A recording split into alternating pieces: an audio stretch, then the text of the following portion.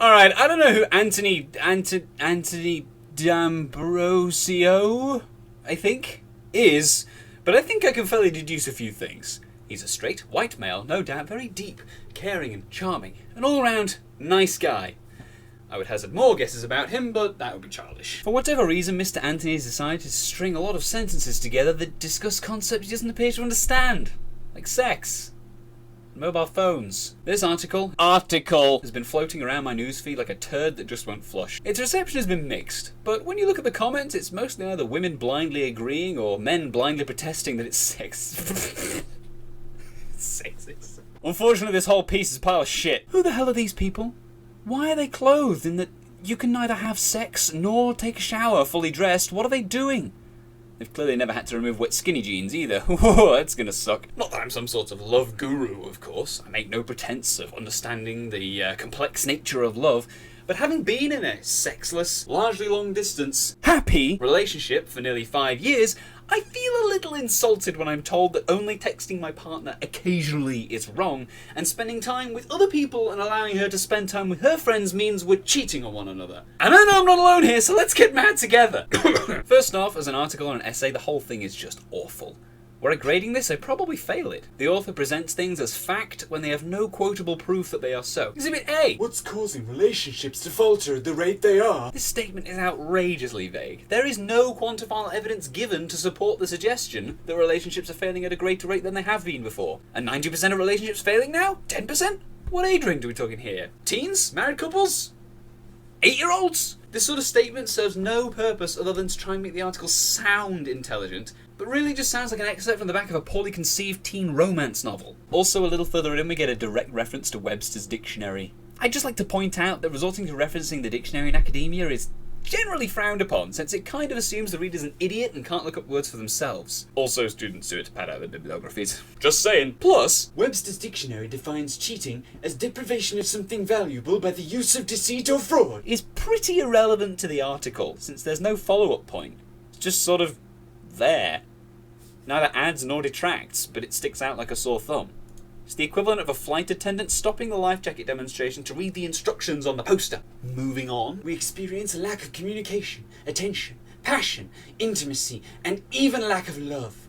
Why are we okay with this and all the communication shortcuts that have become so common? Alright, the first half of this is just a really broad, sweeping statement that vaguely applies to everyone whilst meaning absolutely nothing. The author should consider writing horoscopes. The second half is meaning in another way, in that it's stupid. Communication shortcuts? What the fuck is a communication shortcut? Is this what's meant by cheating? Taking a shortcut?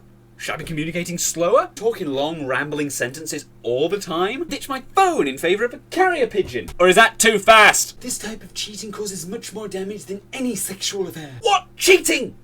There haven't been any examples of any kind of cheating that aren't sexual so far.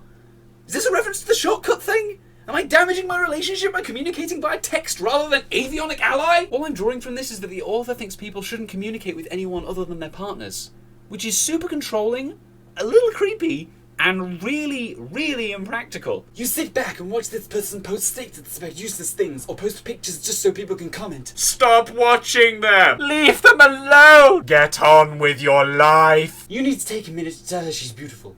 Call her after work and say, "Get dressed in 30 minutes. I'm picking you up and taking you somewhere special." Have you noticed that we still do this for phones? Like, this is still the phone thing. Even the phones don't... What is this? Phones are like this now. It's like this, but we still... Whatever. Spontaneous compliments are great, unless they're not true and you're just doing it for boyfriend points, in which case she probably knows it might not be true and knows you're only trying to get into her pants, so congrats, now you look like a dick, and she might even feel a little bit self-conscious because you keep drawing attention to her appearance. Hooray! And can we just make something clear? Surprise destinations for dates are all well and good, but spontaneous dates themselves are not practical, because some people have lives and hobbies they try to enjoy when they're not stalking their partners on Facebook. This isn't a rom-com. Plan your dates, people, jeez. The days of holding hands, opening the car door, taking her out just because, sending her flowers to get a smile and leaving her notes on her car should never be gone. They aren't! There is literally nothing stopping you from doing those things, unless it's a restraining order, in which case you need to back the fuck up. Appreciate her, show her how much she means to you, but most importantly, put your phone down and dial in to what's in front of you. What is this fear of phone technology? Why do you think that enhanced communication and an improved ability to socialise is impeding romance? I realise, by the way, my academic tone slipped a while back, but I'm struggling to give a fuck at the moment. For the sake of a laughably melodramatic final line, you confuse yourself and me even further. You want people to call more often, but you also want them to stop using modern tech to maintain a relationship. You know, trying to dictate how other people lead their lives and interact with one another is disturbing anyway, but this is like listening to a child tell people what to do. Like, you don't know people at all. Relationships vary as much as the people involved. Some people will talk for days without a breath on the phone, and some people hate phone conversations. Some people need time to articulate what they want to say so that they can express themselves to the best of their ability.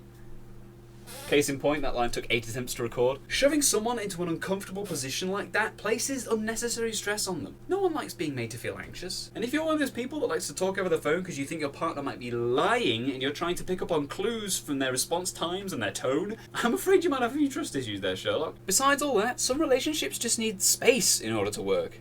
There's a really strange fear of technology behind the words in this article. Apparently phones at the dinner table is unacceptable. Sorry, Dad. And social media is clearly of the devil. What's wrong with sharing? I mean, there's oversharing, which we could all do without, but posting a Facebook status about how nice the weather is today and having it liked by other people is not a gateway to adultery. Instagramming your food is not going to ruin a romantic meal. And if you're such a poor conversationalist that your date is resorting to social media rather than talk to you, you need to step up your game. Probably one of those people that thinks recording a live concert on their smartphone is ruining the experience. It's 2015, people!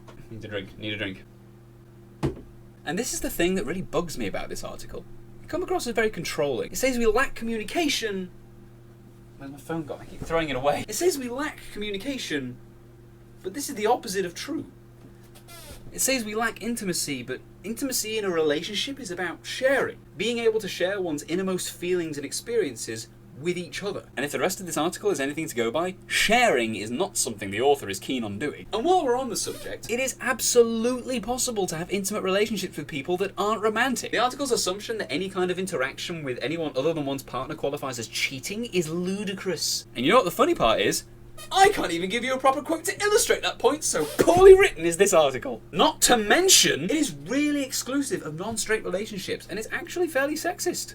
Not because it appears to target men, seriously guys, grow up, but because it treats the females it mentions as items to be possessed and coveted. Plus, it pretty much paints them all as lying, treacherous woman-childs who live only to be seduced and need policing. In short, this whole piece is thrown together so haphazardly, it sounds like something a rejected 14-year-old would write to cover up their disappointment. Think of every stupid, attention-seeking Facebook status you've ever seen appear on your wall. Utterly meaningless, frustratingly vague, and complete mess in terms of direction and subject. Just take a look at this extract and tell me, without checking, if it's talking about sex or texting. It's an intimate situation in which the person you love is connecting with another while you are going about your life loving and caring for that person. After the way the article has referred to both of these things over the course of the discussion, you can't tell! It's so incoherent, whatever meaning might have been gleaned from it is lost in its lack of understanding of a relationship's limits or lack thereof. And honestly, this whole thing is a little insulting. All relationships require work, long-distance ones more so, and trying to devalue that by claiming that it isn't enough just because it's modern is a bit of a dick thing to do. Frankly, it'd be stupid not to take advantage of stuff like social media in the name of keeping a relationship alive. At the beginning of this video, I said I didn't know who Mr. Anthony was, but since then I've taken a trip to his personal webpage. Take a look at his writing and you find that, you know what, on second thoughts, don't bother taking a look at his work. All of his articles are the same sort of pretentious garbage. Men aren't men anymore. Marriages never work. 7 things men look for in a woman. Really? 7 things men look for in a woman? It's all just potentially titled clickbait, preaching generalised truths that are generally crap. I didn't set out to make personal digs when I started writing this video, but honest to God, this website reads like a 13-year-old's live journal. Who the heck decided it would be good material for a website on relationships and stuff? What? Alas, not all of us live in this rom-com reality that the author seems to prescribe. For most of us, just rocking up to the front door unannounced or like, "Hey babe, you're beautiful today," lacks the cure-all effect. If all there is to a loving relationship is gestures and performance, that's all your relationship will be in the end. An act. And don't get me wrong, gestures are nice. There's nothing wrong with gestures. It's all very well wishing we could take dating back 20 years, 30 years, whatever. Take long walks through the woods or a stroll along some pier by some lake or walk through the town. But it's 2015. You can still do those things, but we have these now. As tech progresses, so will our culture.